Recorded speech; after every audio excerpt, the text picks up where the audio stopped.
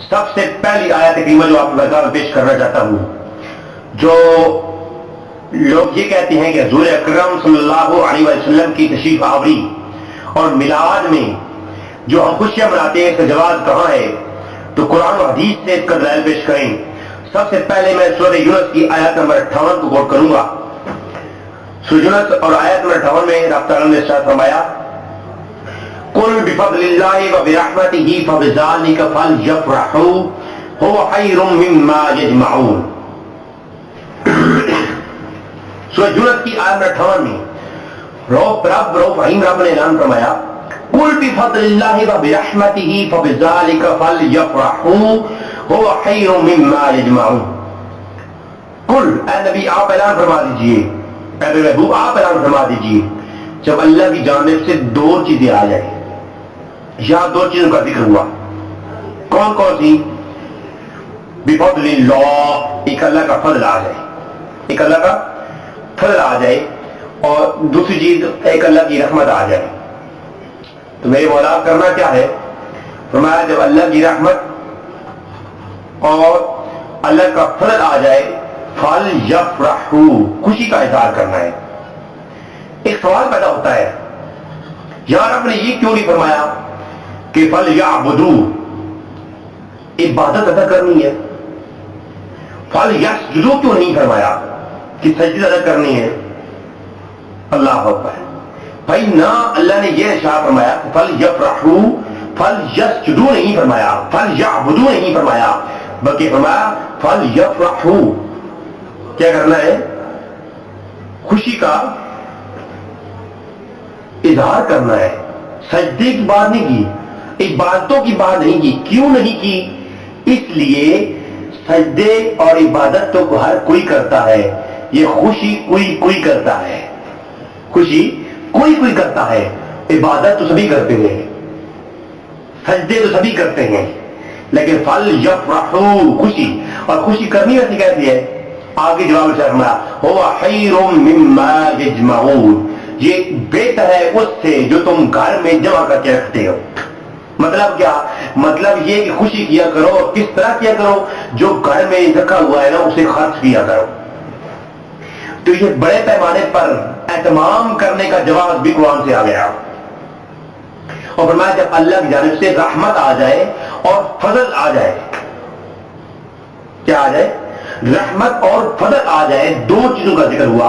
اچھا، فضل سے مراد کیا ہے اور رحمت سے مراد کیا ہے؟ اب جھگڑا یہاں پر آگے بنتا ہے۔ بہت سارے علماء مفسرین نے، کہیں نے کہا کہ فضل سے مراد علم ہے، کہیں نے کہا رحمت سے مراد علم ہے، کئیوں نے کہا آپ بشک 25 سے زیادہ معتبر تفسیر قرآن میں نے دیکھی، مختلف اخبار۔ امام جلال الدین سیوطی رحمۃ اللہ علیہ تفسیر جلالین میں فرماتے ہیں فضل سے مراد نبی کریم صلی اللہ علیہ وسلم کی ذات ہے، اور رحمت سے مراد علم ہے۔ اور بعض علماء نے کہا کہ رحمت سے مراد نبی کریم صلی اللہ علیہ وسلم کی ذات ہے، اور فضل سے مراد علم ہے، ہدایت ہے۔ بعض نے یہ قول نقل کیے، تفسیر مدری میں ہے کہ فضل سے مراد ہدایت ہے۔ اللہ اکبر، تو مختلف قول موجود تفسیر قرآن کے اندر، لیکن آپ قرآن سے ہی پوچھتے ہیں، قرآن سے ہی پوچھتے ہیں کہ میرے مولا سب سے بڑا تیرا فضل کون سا ہے؟ معلوم ہو گیا علماء کی بحث سے کریمہ میں فضل سے مراد محمد رسول کی ذات ہے۔ کیوں؟ اللہ فرماتا ہے فضلاً کبیرا، محبوب تجھے فضل کبیر بنا کر بھیجا ہے۔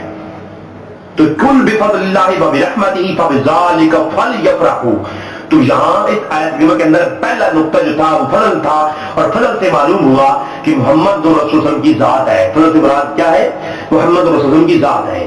اگر کچھ اور بھی مان لیا جائے تب بھی ہمارا موقف سچا ہے کہ ادنا فضل پر اگر خوشی کرنا جائز ہے تو اعلیٰ فضل پر اور فضل کبیر پر تو خوشی کرنا بدری کے اولا ثابت۔ اور آگے دوسرا چیز فبرحمتہ، اور فرمایا جب رحمت آ جائے، اے میرے مولا تیری بے شمار رحمتیں ہم پر، تیرے بے شمار کرم ہم پر، اے میرے مولا تو رؤوف رحیم ہے، تیری رحمتوں کی انتہا نہیں ہے۔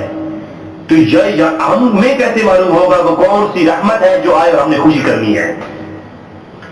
تو اللہ تبارک تعالیٰ نے ارشاد فرمایا وَمَا أَرْسَلْنَاكَ إِلَّا رَحْمَةً لِلْعَالَمِينَ، فرمایا یہ جو محبوب میں نے بھیجا ہے نا یہ فقط تمہارے لیے سراپا ہے رحمت بنا کر بھیجا ہے.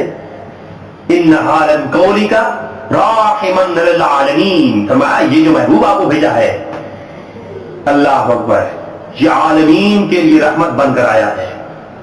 فرمایا یہ اگر قرآن کو رحمت مانا جائے علم کو رحمت مانا جائے یا حضور کی ذات کے علاوہ جس چیز کو بھی رحمت مانو گے وہ محدود رحمت ہوگی, لیکن حضور اکرم کی ذات عالمین کے لیے رحمت ہے.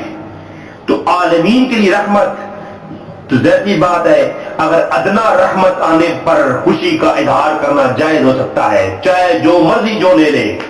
اگر کوئی کہہ دے فضل سے مراد رحمت سے مراد کچھ اور ہے حضور کی ذات نہیں ہے تو جس چیز کو وہ ثابت کر کے اس کی خوشی کرے گا ہم اس سے اسی آیت سے ثابت کریں گے بدری کی اولا حضور کی خوشی کرنا رحمت سمجھ کر اور فضل سمجھ کر یہ قرآن سے ثابت ہے. قرآن کی نص سے ثابت ہو گیا کہ حضور کو اللہ کا فضل اور رحمت سمجھ کر کے خوشی کرنا میلاد کی یہ قرآن ثابت ہو گیا. یہ کیا ہے یہ اللہ کا حکم ہے اور یہ قرآن کی نص سے ثابت ہو گیا حضور کو اللہ کا فضل سمجھ کے رحمت سمجھ کے اور میلاد کی خوشی کرنا حضور کی آنے کی خوشی کرنا اور اس پر خرچہ کرنا اس پر بڑے اہتمام کرنا یہ بھی ہوا خیر مما یجمعون یہ بھی ثابت ہو گیا.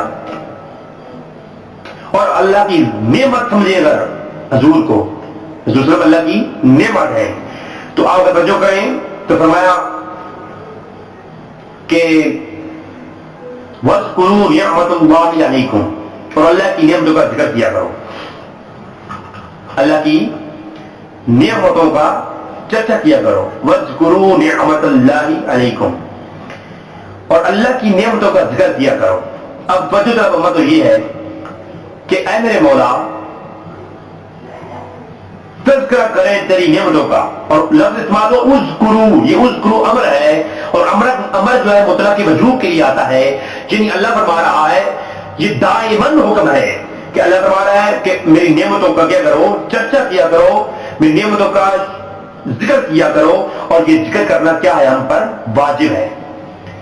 یہ صورت ہے حضور کے میں نے جو پہلے پیش کی حضور کی میلاد کی خوشی کرنے کے متعلق حضور کو اللہ کا فضل اور رحمت سمجھ کر کے قرآن سے ثابت ہو گیا.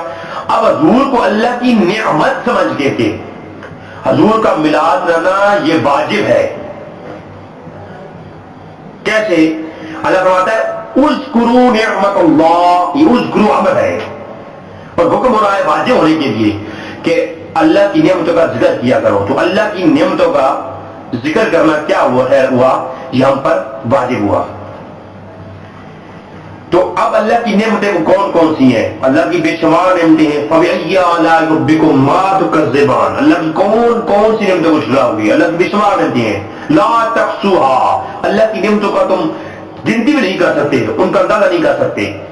تو اللہ کی جب اتنی نعمتیں ہیں کہ ہم ان کو تذکرہ نہیں کر سکتے جو چیز گنتی میں نہیں آتی اس کا تذکرہ کیسے ممکن ہے؟